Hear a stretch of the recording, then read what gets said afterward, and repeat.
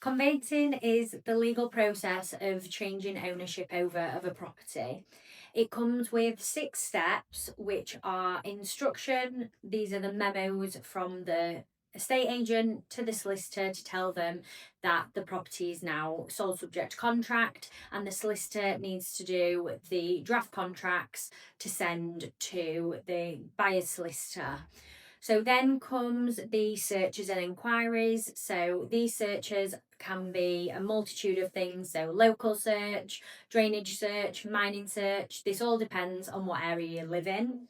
And then inquiries come in the form of questions that your solicitor asks the vendor solicitor, and again this comes with a multitude of different reasons behind them. So this could be to do with the structure of the property, or any in particular questions that you have yourself regarding maybe the gas certificate or electrical certificate that you want doing on the property.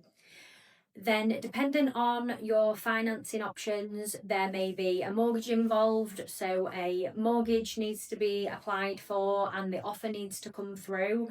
So, that will also be another step that we have to overcome to make sure that your mortgage is in place so you have the funding to purchase the property. Then, once all the searches are back and all the inquiries are answered, and your solicitor is satisfied with the answers to those questions, then exchange can be put in place. So, this is a date where the deposit is sent over to the vendor's solicitor, and then completion, that's where the rest of the monies go over to the vendor's solicitor to then complete the sale, so you are the legal owner. This can roughly take around 12 to 14 weeks, depending on how quickly your solicitor is working and maybe even your financing options. Cash purchases can take normally around 6 to 8 weeks, so they're a little bit quicker because you don't always have to have searches with a cash purchase, it's an option. But some things that can make the property process delayed and the conveyancing take a little bit longer is if you're in a long chain, because everybody is doing this process at the same time, and some solicitors can take longer than others.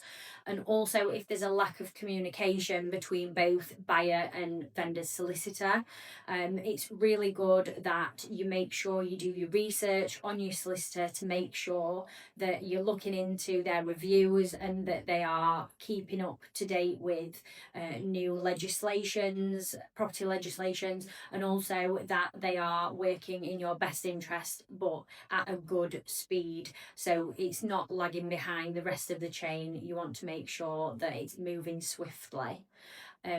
What I do as your estate agent, I try to keep everything on track.